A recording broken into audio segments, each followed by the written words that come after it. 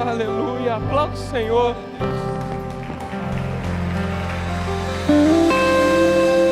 Pode se assentar. Irmãos, eu não sei você. Não sei como você chegou aqui nessa manhã. Eu não sei como está o seu coração, a sua casa, a sua vida, a sua família. Mas independentemente daquilo que temos passado, vivido ou enfrentado, nosso Deus é um Deus de esperança. E como é bom poder, como igreja, como corpo, sermos visitados de uma maneira poderosa pelo Senhor. Se você não está sentindo a presença dEle aqui, tem alguma coisa errada com você.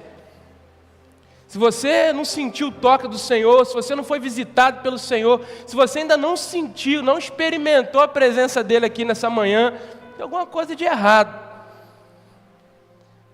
E eu me alegro poder viver isso com a minha igreja, com a minha comunidade, e que seja esse também o desejo do seu coração, e que seja essa a sua vida, não somente num domingo. É muito bom a gente vir aqui, cantar, adorar, levantar as nossas mãos, sentir a presença do Senhor e passarmos a nossa semana toda como se nada tivesse acontecido, mas que a gente canalize aquilo que a gente tem vivido aqui como igreja e coloque isso na prática do nosso dia a dia, não só nos cultos, não só nas reuniões, não só nos ajuntamentos, mas também na singularidade, na subjetividade do nosso tempo de oração, com Deus no nosso quarto, que possamos também sentir essa poderosa presença aqui. Eu estou com vontade de continuar chorando, estou me segurando para poder pregar, mas eu sinto a presença do Senhor aqui nesse lugar, amém? E eu quero te convidar a abrir a sua Bíblia no livro do profeta Jonas. Livro do profeta Jonas, capítulo de número 2.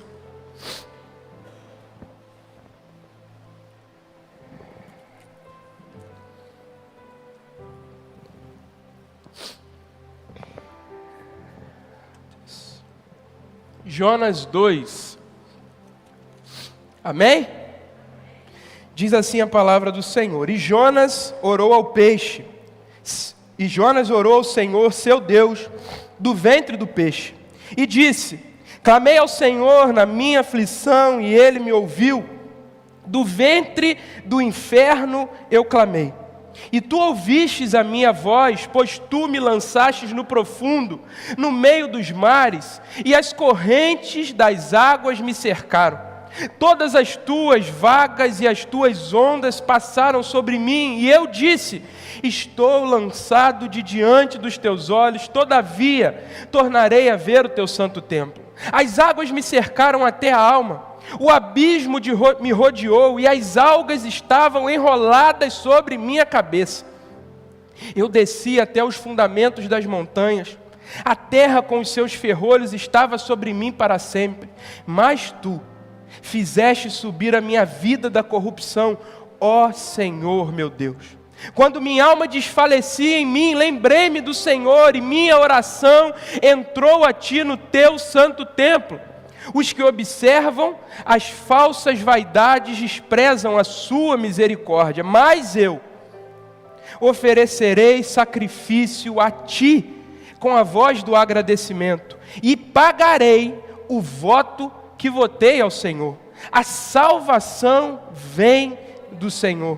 E o Senhor então falou ao peixe, e este vomitou a Jonas em terra seca. Senhor, fala-nos através da Sua palavra. Espírito Santo de Deus, queremos ouvir a Tua voz. Em nome de Jesus, amém e amém. Irmãos, tem uma história muito interessante que eu ouvi certa feita, de uma experiência de um pai com uma filha. O pai, na sua responsabilidade de pai, em observar os seus filhos e ver como seus filhos estão conduzindo a vida, ver como seus filhos estão passando, se estão passando bem ou não, se estão enfrentando dias difíceis ou não, começou a observar a sua filha jovem caminhando pela casa cabisbaixa, começou a observar o seu semblante transformado, começou a observar o seu rosto aflito, angustiado, começou a observar que ela andava triste, ela andava com a cabeça reclinada, ela não estava falando muito como de costume, comendo pouco. E aquele pai então começou a observar o cenário que a sua filha estava vivendo. Você que é pai, você que é mãe, você conhece o seu filho somente no olhar. Você olha para o filho, você sabe se o filho está bem, você sabe se o filho não está. Se o filho mora longe, só de falar no telefone, oi, tal, bom dia, tudo bem, tudo tranquilo. A mãe, o pai já consegue identificar pelo som da voz do filho como o filho se encontra ou não. Sim, eu não sou pai ainda, mas aqueles que são, podem falar isso com mais firmeza. E o pai estava observando aquilo, incomodado, inquieto, os dias se passavam e o pai vendo a angústia, a aflição da filha e querendo ajudar, chegou até ela. Esperou todo mundo subir, chamou ela no canto, colocou ela sentada na mesa e lhe fez a seguinte pergunta: filha, o que está acontecendo? Tenho notado você triste, tenho notado você cabisbaixa, tenho notado o seu semblante diferente, o que está acontecendo? A filha então começou a chorar. Pulou nos braços do pai, e chorando, e chorando, e chorando, e chorando, e chorando. O pai em silêncio, esperando aquele momento de choro passar, e passou, e ela sentou à mesa e começou a narrar para o pai o que estava acontecendo. Pai, eu estou muito triste, eu estou angustiada, eu estou aflita, eu estou desesperado, estou com medo, e contou e narrou o problema, o que estava levando ela àquele estado de angústia, de aflição. E ficou chorando, e continuou chorando: pai, está acontecendo isso, aquilo, a angústia toma meu peito, a aflição tem me tomado, o desespero muitas vezes, até mesmo o medo tem me parado, pai, é isso que está acontecendo, é por isso que eu estou desse jeito. O pai olhou para ela, ele disse: tá bom, minha filha. E muito mais do que trazer uma palavra de clichê que muitas vezes a gente diz, vai ficar tudo bem, vai passar, vai dar tudo certo, é apenas um tempo que você tem passado, vivido ou enfrentado, mas daqui a pouco tudo vai voltar ao normal. O pai entendeu necessário ensinar uma lição preciosa para sua filha. Muito mais do que trazer palavras de motivação, o pai quis pegar aquela situação e ensinar algo precioso para sua filha.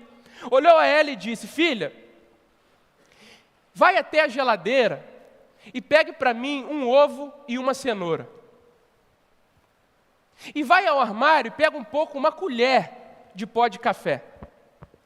A filha, sem entender, foi lá, pegou aqueles alimentos, trouxe até o pai.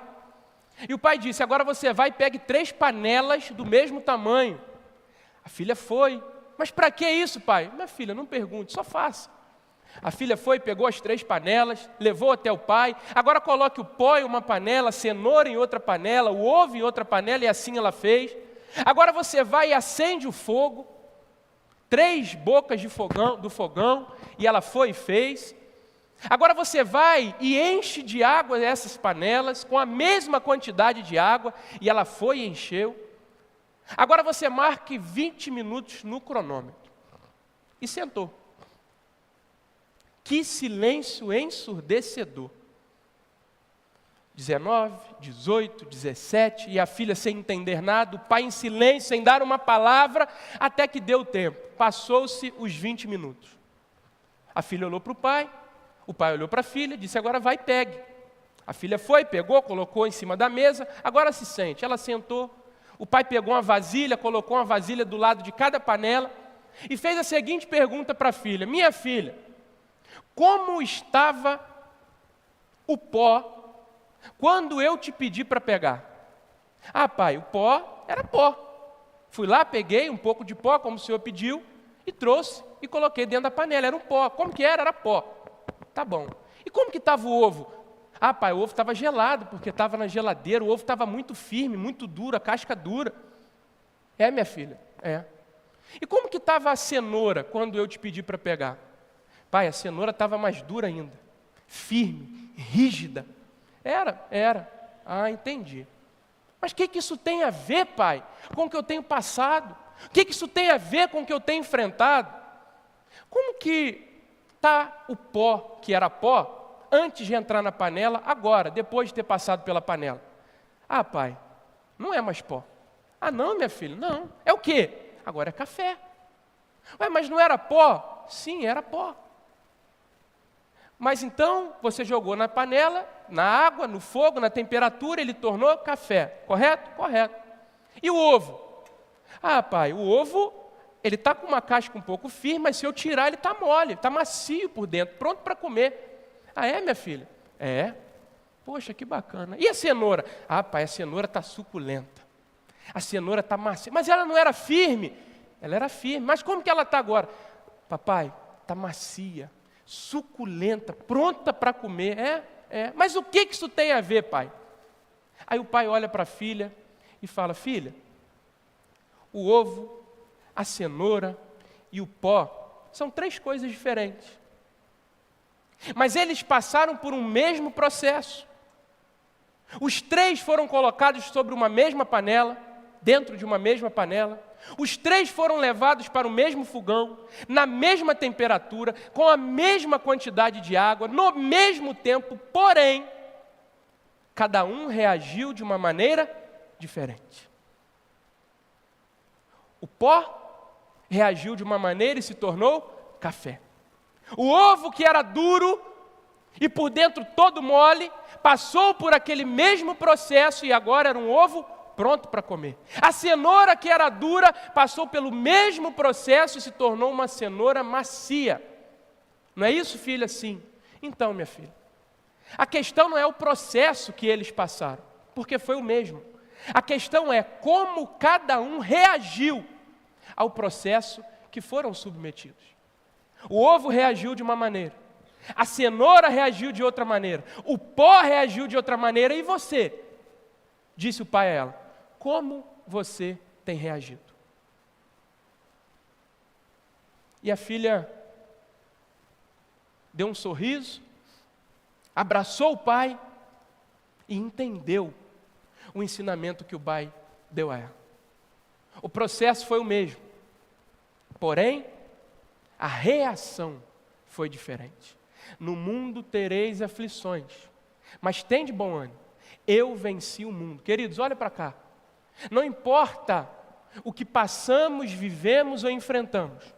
O que importa é como nós temos reagido mediante aquilo que temos passado, vivido ou enfrentado. E essa pergunta que o pai fez à filha, nós fazemos a Jonas. Porque você se lembra do início da história que a filha estava angustiada, aflita, com medo, desesperada. Mas o que isso tem a ver com o texto? Jonas, no capítulo 2, verso 1, ele vai dizer: Jonas orou ao Senhor orou ao Senhor seu Deus do ventre do peixe. Aí ele esclarece, ele declara como ele está se sentindo. Clamei ao Senhor na minha aflição. Verso de número 2. Clamei ao Senhor no dia da minha angústia. Clamei ao Senhor no dia do meu desespero. Clamei ao Senhor no dia do meu medo. Clamei ao Senhor quando eu não via mais saída. Clamei ao Senhor quando o meu coração, quando a minha alma estava perecendo, como ele vai dizer no verso 7, quando minha alma desfalecia em mim, quando eu estava com medo, quando eu estava desesperado, quando eu estava sem saber o que fazer, quando eu estava sem perspectiva, angustiado, aflito, eu clamei ao Senhor. E por que Jonas se encontrava nessa situação? Você conhece a história. Jonas recebe uma ordem de Deus: vai e pregue a cidade de Nínive. Jonas fala: eu não vou pregar na cidade de Nínive. Por quê? Os ninivitas, na perspectiva de Jonas, não eram dignos de serem salvos. Porque esse povo era um povo cruel.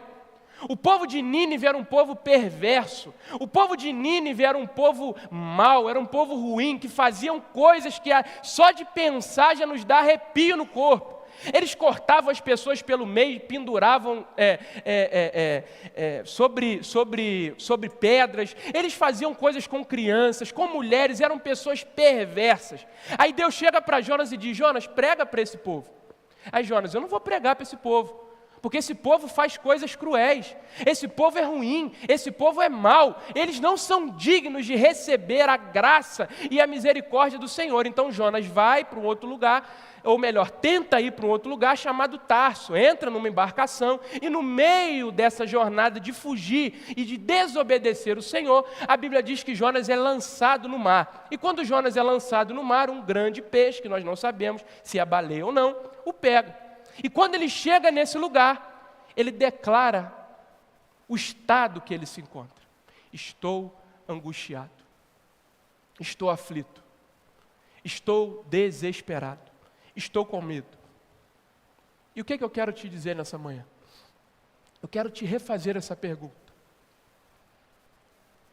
Eu não sei o que você tem passado, eu não sei o que você tem vivido, eu não sei o que você tem enfrentado, eu não sei qual área da sua vida tem trazido angústia para o seu coração. Talvez é na sua casa, com o seu cônjuge, talvez seja com o filho, talvez seja na sua área financeira, talvez seja na sua área sentimental, emocional, talvez seja por uma porta, talvez seja por um diagnóstico de enfermidade, eu não sei.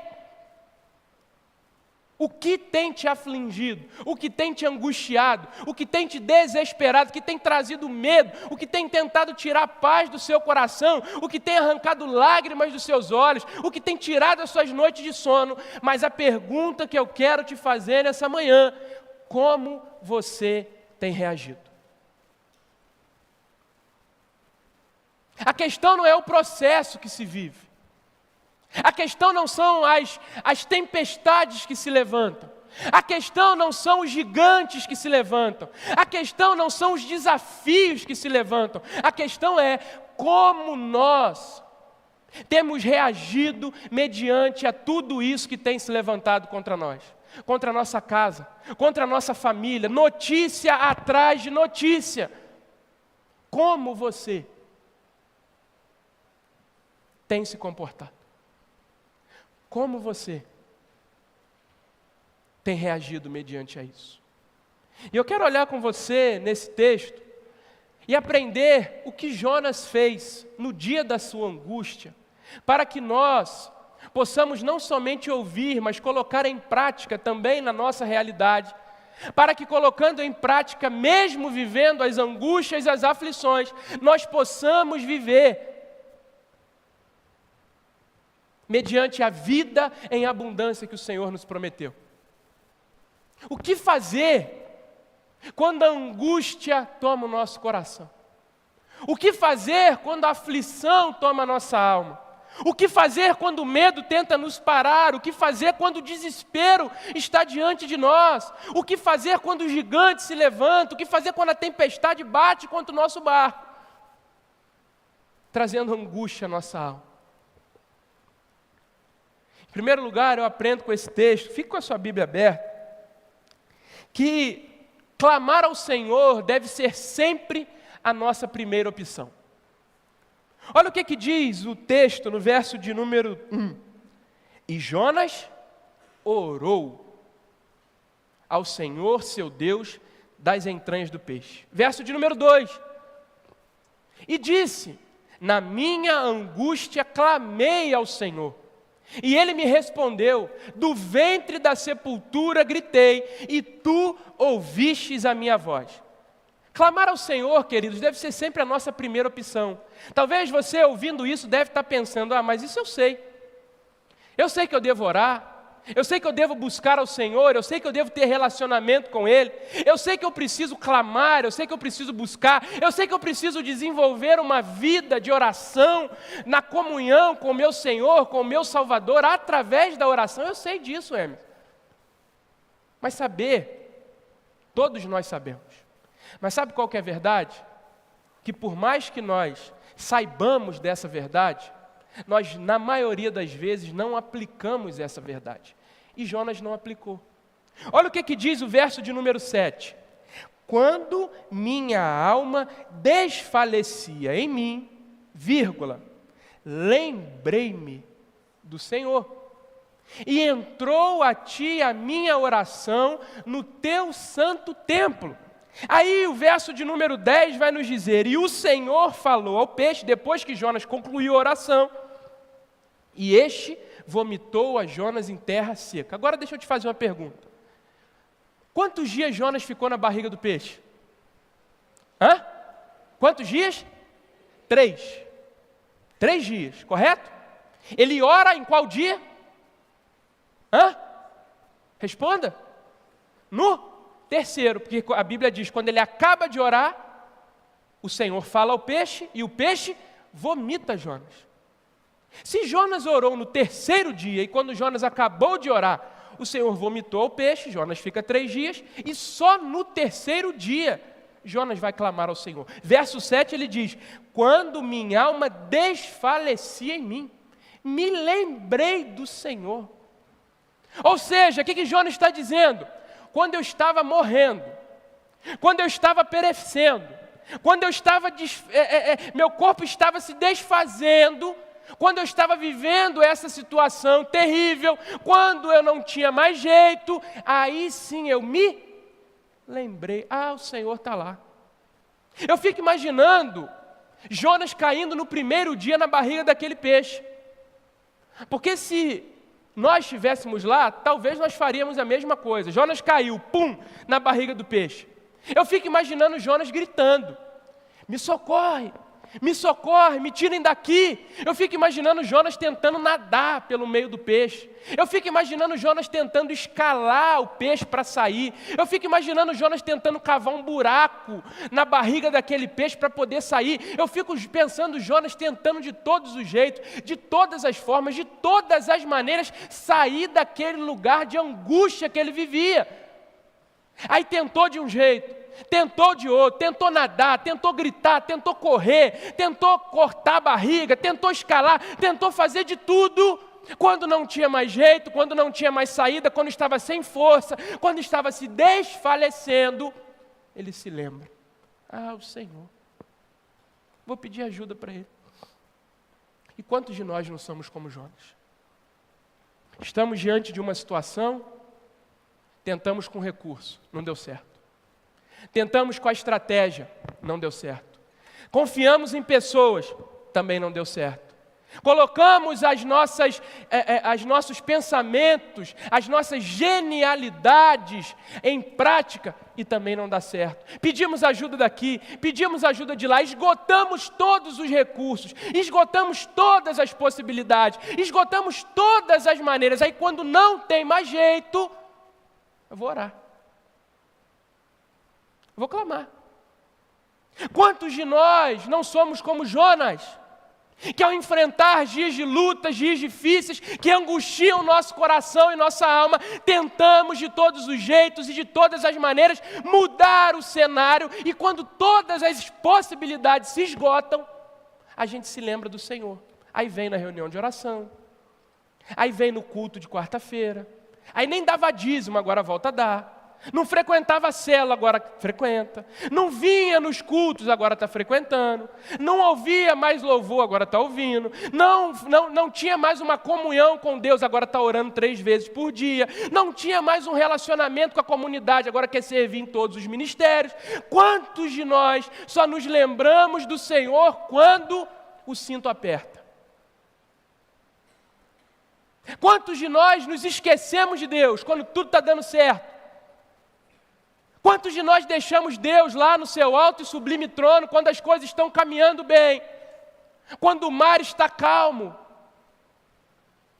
Quando há bonança, quando há abundância na nossa casa, o Senhor, a gente nem se lembra.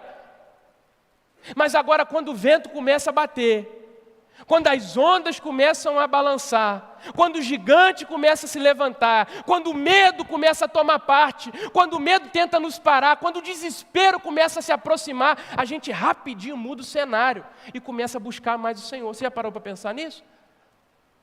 E quantas vezes a gente só se lembra do Senhor quando a gente está precisando do impossível? Quantas vezes a gente vive uma religiosidade rasa? Quantas vezes a gente vive uma religiosidade medíocre, de estarmos satisfeitos e virmos uma vez por semana, de abrirmos a Bíblia só no momento da palavra, de orarmos só quando o dirigente fecha os olhos e está tudo tranquilo, mas quando a necessidade bate, ora por mim. Irmãos, me ajudem. É jejum, quer subir monte, quer orar de madrugada, é corrente de oração, é uma busca, é um envolvimento, é uma série de coisas que fazemos. E quantos de nós vivemos quando Jonas, nos lembrando do Senhor única e exclusivamente quando precisamos do Senhor? A realidade atual da igreja evangélica brasileira e também mundial, ela me parece que ela caminha para a direção não mais na busca ao Senhor, mas sim na busca por aquilo que esse Senhor pode fazer por nós. Nós vivemos uma religiosidade onde nós não queremos Deus, mas nós queremos aquilo que Deus pode fazer por nós. Nós vivemos uma realidade onde nós tentamos de todos os jeitos, de todas as formas, aí quando quebramos a cara, quando batemos a cara na parede, a gente se lembra de Deus e quer se envolver com as coisas dele. Aí se envolve, e quando a tempestade abaixa, a calmaria toma conta novamente, a gente se esquece de novo. A gente muitas vezes busca o Senhor não por aquilo que Ele é, mas a gente só se lembra dele por aquilo que ele pode fazer. É só você pensar nas suas orações. O quanto você se coloca diante dele em quebrantamento, ou o quanto você pede a ele nas suas orações. Senhor, faça isso. Senhor, faça aquilo. Ó Senhor, age aqui, age ali. E quantas vezes nós vivemos na perspectiva de olhar e enxergar o Deus que dizemos servir, por aquilo que Ele pode fazer ao nosso favor. Nós não queremos o Deus do impossível. Nós queremos o impossível que esse Deus pode fazer nas nossas impossibilidades. Nós não queremos, como diz Lucas 1, capítulo 1, verso 37, para Deus nada é impossível. Nós não queremos esse Deus que para Ele nada é impossível. Nós queremos o possível dEle nas nossas realidades impossíveis. Porque a partir do momento que Ele faz o impossível se tornar possível, a gente se esquece dEle. Que paramos, muitas vezes no meio do caminho, por não olhar para Deus por aquilo que Ele é, mas só lembrar dEle por aquilo que Ele pode fazer. Ele pode abrir a porta, Ele pode fazer isso, Ele pode fazer aquilo, Ele pode curar, Ele pode libertar, Ele pode transformar, Ele pode fazer uma série de coisas. Sim, e muitas vezes nós desenvolvemos um relacionamento com Ele por aquilo que Ele pode fazer pela gente. Relacionamento de barganha. Buscamos a Deus por aquilo que Ele pode fazer. Ah, mas essa não é a minha realidade. Que bom! Mas Ele conhece o seu coração. Ele conhece a real motivação do seu coração. Talvez você esteja aqui chorando, levantando a mão, fazendo uma série de coisas, mas o seu coração está longe. Capítulo 6 do Evangelho de João vai dizer que Ele multiplica pães e peixes. Esse texto é lindo. E Ele alimenta mais de 15 mil pessoas. A multidão que estava com fome é saciada pelos pães, pelos peixes, todo mundo fica feliz, todo mundo vai embora. Só que passa um tempinho depois, eles têm fome novamente. Aí quem que eles procuram? Jesus. Quem que é aquele cara que deu comida para a gente? Aí vão até Jesus. Aí Jesus olha para eles e diz assim, vocês estão me procurando, não por causa dos milagres, mas porque eu multipliquei o pão e matei a fome de vocês. Será que tem sido essa a sua realidade? Você tem buscado ao Senhor simplesmente pelo fato de que Ele pode fazer infinitamente mais daquilo que você pede, daquilo que você pensa? Será que você tem buscado ao Senhor por comodidade? Será que você tem buscado ao Senhor por medo de não ir para o inferno? Ah, eu não quero ir para o inferno não, então eu vou para a igreja. Será que essa é a sua realidade? E quantos têm tentado de todo jeito, confiando em carros, em cavalos, em recursos, em pessoas, em estratégias, e tem se esquecido do Senhor. Aí quando não tem mais jeito, lembrei-me do Senhor. Que façamos do Senhor não uma lembrança, quando tudo se esvai, mas que façamos do Senhor a nossa primeira opção, entendendo a convicção de que Ele é tudo aquilo que nós temos. Que compreendamos que não precisamos chegar no lugar de alma desfalecida para se lembrar do Senhor. Que não cheguemos ao lugar de não ter mais o que fazer para se lembrar do nosso Deus. Que venhamos colocar o Deus que nós servimos em primeiro lugar, fazendo Ele ou não. Porque se Ele fizer, Ele é Deus, mas se Ele não fizer, Ele continua sendo Deus. E a gente precisa colocar isso em prática na nossa vida, porque muitos de nós vivemos religiosidade nos lembrando do Senhor, só quando o cerco aperta. Em primeiro lugar, que busquemos ao Senhor, que clamemos ao Senhor, em primeiro lugar. Segundo lugar, eu aprendo com Jonas que nós precisamos entender a necessidade do processo de ser levado à barriga do peixe. Nós muitas vezes queremos chegar a Canaã, mas não queremos passar pelo deserto.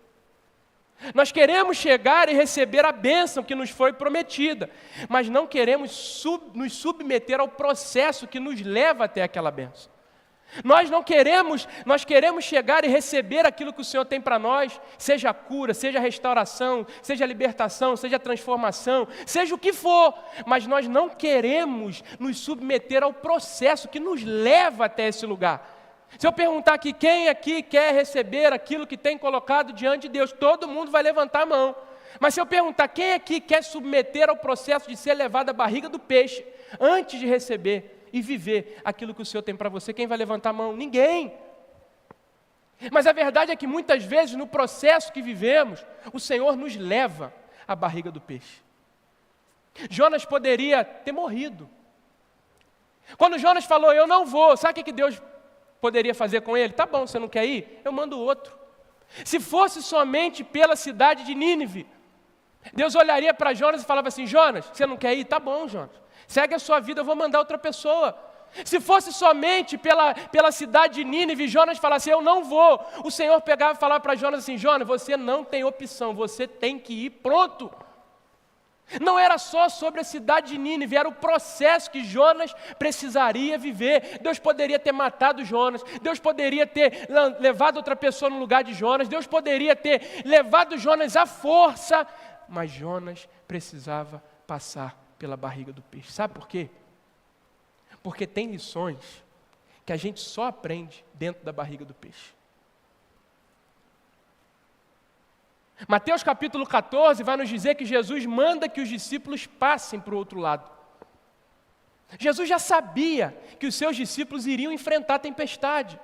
Jesus já sabia que ao entrarem no barco e passarem para o outro lado, eles iriam enfrentar a tempestade, eles iriam enfrentar o mar revolto. Jesus já sabia disso tudo. Mas muito mais preocupado do que o bem-estar, do que a comodidade dos seus discípulos, Jesus estava preocupado em ensinar lições a esses discípulos. Lições essas que eles só aprenderiam na tempestade. As lições que aqueles discípulos aprenderam na tempestade, eles não aprenderam quando o pão foi multiplicado. As lições que aqueles discípulos aprenderam na tempestade, eles não aprenderam quando o cego voltou a enxergar. As lições que aqueles discípulos aprenderam naquela tempestade, eles não aprenderam quando Jesus ressuscitou morto, quando o coxo voltou a andar, porque existem lições que nós só aprendemos quando o mar está revolto. Existem lições que nós só aprendemos quando estamos no ventre, na barriga de um peixe. E qual tem sido a barriga de peixe que você tem vivido? Na sua casa? Na sua família? Na sua mente? No seu coração? Muitas vezes nós não entendemos, mas mesmo sem entender, nós precisamos crer que a barriga do peixe faz parte do processo. Talvez a barriga do peixe é para quebrar o seu orgulho. Talvez a barriga do peixe é para te ensinar sobre submissão. Talvez a barriga do peixe é para te ensinar sobre humildade. Talvez a barriga do peixe é para te ensinar sobre dependência. Talvez a barriga do peixe seja para te ensinar sobre o Deus que está no controle de todas as coisas que você diz servir. Talvez a barriga do peixe seja um lugar onde você olha e veja a provisão do Senhor quando tudo te falta. Eu não sei qual é a sua realidade, mas não despreze a barriga do peixe, porque é na barriga do peixe que Deus muitas vezes trata coisas que só lá pode ser tratada. Nós queremos chegar, nós queremos avançar, mas não queremos nos submeter ao processo. Mas existem coisas que nós só aprenderemos no vale, no deserto, na tempestade, no ventre de um peixe. E muitas vezes, nós olhamos para aquilo que temos passado, vivido ou enfrentado e reclamamos com o Senhor. Mas por quê? Por que comigo? Por que desse jeito? Por que dessa forma? Quem mandou aquele peixe, irmão, não foi o acaso. Jonas não caiu lá e do nada apareceu um grande peixe. Quem mandou o peixe foi o Senhor. Quem levou Jonas à barriga do peixe foi Deus. Quem levou os discípulos à tempestade foi Jesus. Quem levou Jesus ao deserto foi o Espírito. Aquilo que nós temos passado, que tem nos angustiado, é lugar de treinamento. É lugar onde o Senhor trabalha na nossa mente, trabalha no nosso coração, nos amadurece, quebra o nosso orgulho, transforma aquilo que precisa ser transformado, para que transformando aquilo que precisa ser transformado, nós saímos desse lugar, não da mesma forma que entramos, mas transformados para fazer aquilo que o Senhor tem confiado às nossas mãos. Nós só chegaremos a esse lugar onde Deus coloca aquilo que Ele entende por necessário nas nossas mãos, quando nós passarmos por esse processo que muitas vezes nós desprezamos. Que venhamos entender a necessidade da barriga do peixe. É fácil? Não. Mas é necessário. E talvez seja essa a sua realidade nessa manhã. Mas em terceiro e último lugar, terceira e última coisa que eu aprendo com Jonas, é que a barriga do peixe jamais vai ser o nosso destino final. A palavra de Deus, verso de número 4, ele vai dizer: e eu disse, estou lançado diante dos teus olhos. Agora olha que lindo. Todavia, tornarei a ver o teu santo templo. Lançado estou diante dos seus olhos. No inferno, como ele diz, no fundo desse mar, angustiado, aflito, num breu, sem uma luz no fim do túnel, com desespero, com medo, minha alma está se desfalecendo. Ele está falando, mas ele declara: todavia, tornarei a ver o teu santo templo. Jonas está dizendo: eu estou vivendo isso tudo, estou angustiado, aflito, com medo, desesperado, mas esse não será o meu fim. Eu tornarei a ver o teu santo templo, ou seja, eu sairei daqui e verei novamente o templo do Senhor. Por mais que esteja doendo, eu sei que aqui não é o meu ponto final. Por mais que esteja difícil, eu sei que ainda vou ver o teu santo templo. E é essa palavra de Deus para o nosso coração nessa manhã. Está difícil? Está doendo? Está te angustiando? Está te afligindo?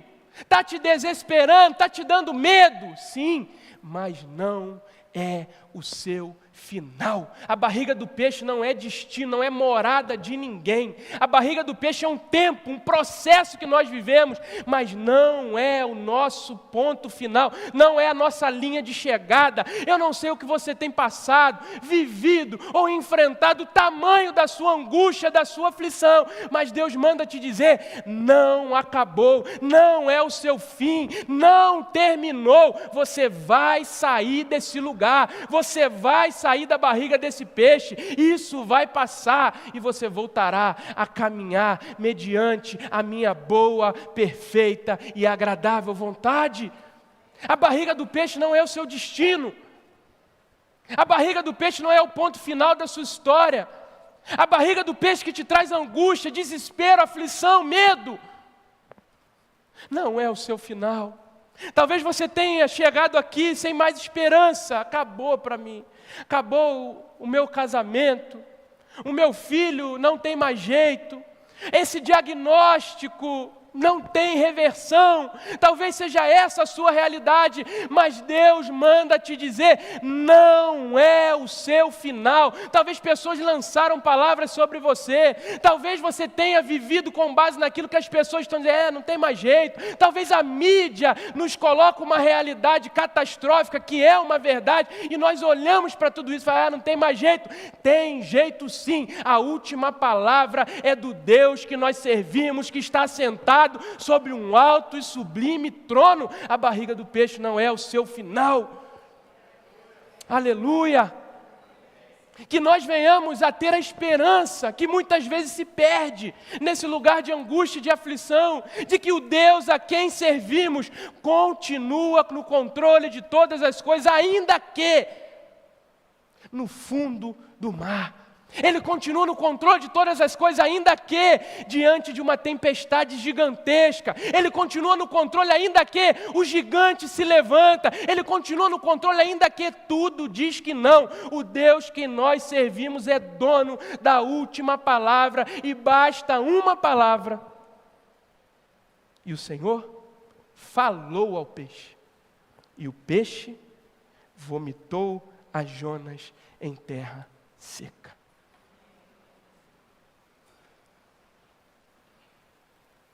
Bastou uma palavra. E o Senhor falou ao peixe, e o peixe vomitou a Jonas. Não é o seu final. Não acabou. Mesmo que o cenário aponte para a ruína, o Deus a quem eu sirvo é poderoso para pegar as ruínas e fazer um lindo castelo. Ainda que o cenário aponte para a catástrofe, o Deus a quem eu sirvo é poderoso para pegar a catástrofe e fazer o sobrenatural.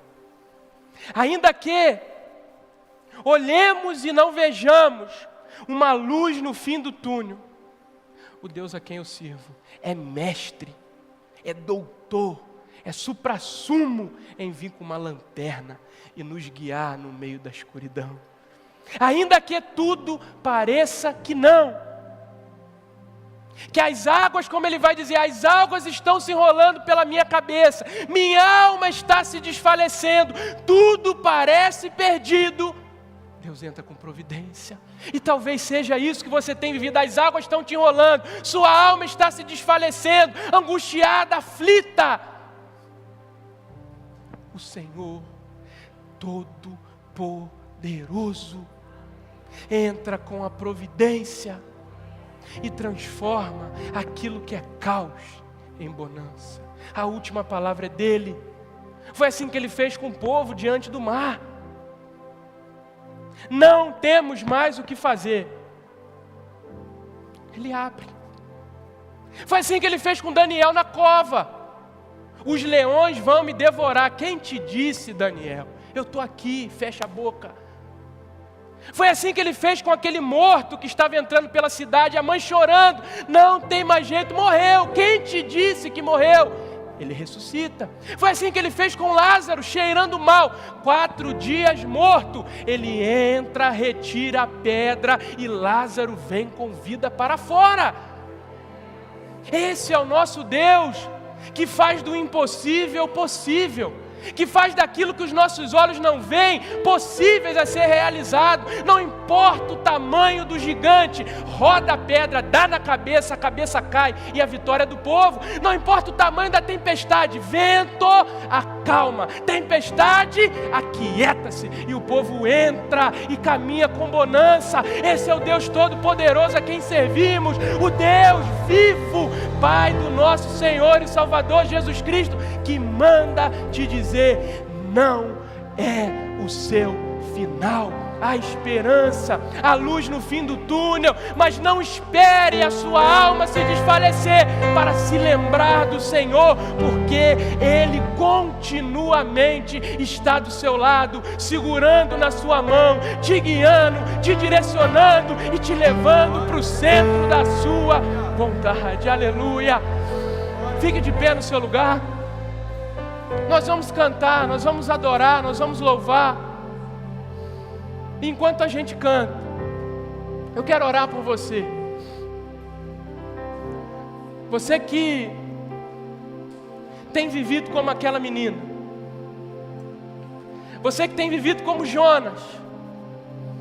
Angústia, aflição, desespero. Você que tem tentado de todo jeito, de todas as formas, de todas as maneiras, errado.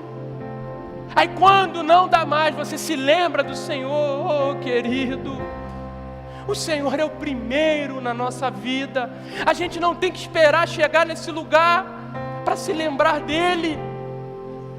Ele deve ser a nossa contínua busca, independentemente do cenário, independentemente se está tudo bem ou se está tudo mal. O Senhor deve ser sempre a nossa primeira opção.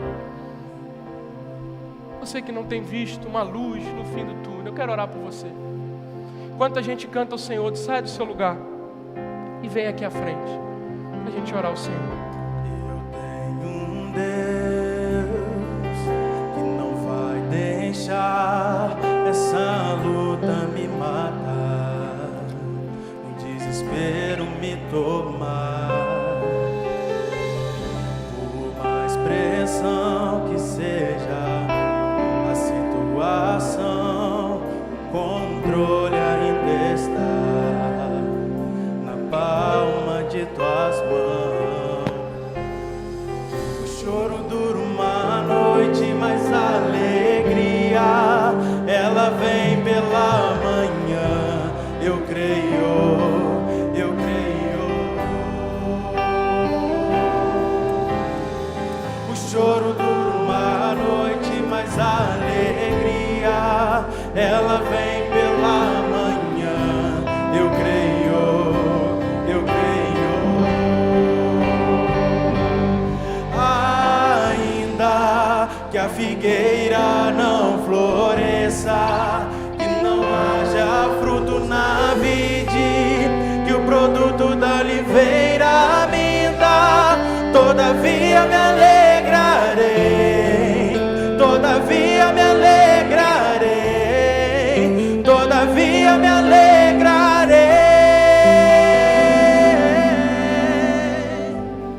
Quando ouvi a voz, a minha barriga tremeu, meus lábios se estremeceram à sua voz.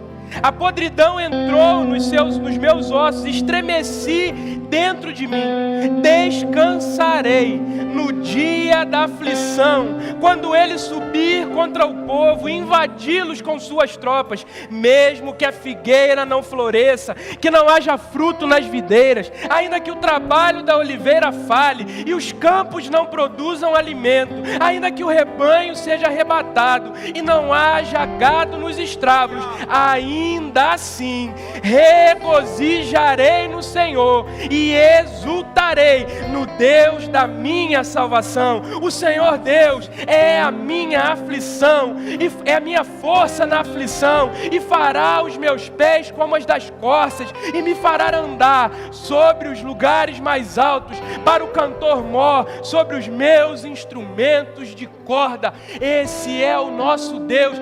Ainda que a figueira não floresça, que não haja fruto na vide, Ele continua sendo Deus. Aleluia! Declare nessa manhã.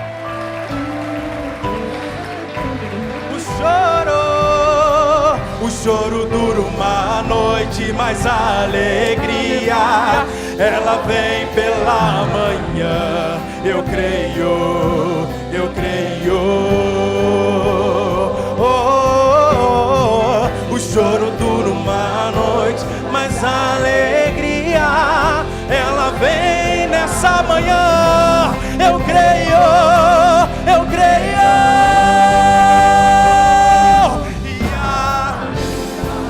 Que a figueira não floresça, que não haja fruto na vide, que o produto da oliveira minta, todavia me alegrarei, todavia me alegrarei, todavia me alegrarei.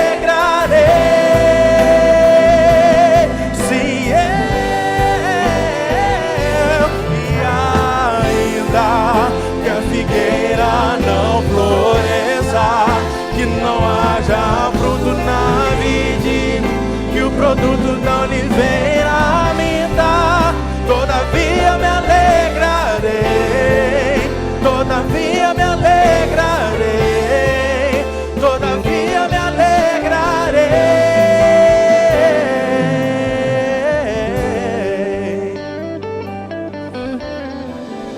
nosso Deus.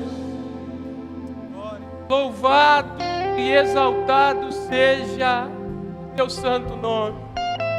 Santo, santo, santo é o Senhor.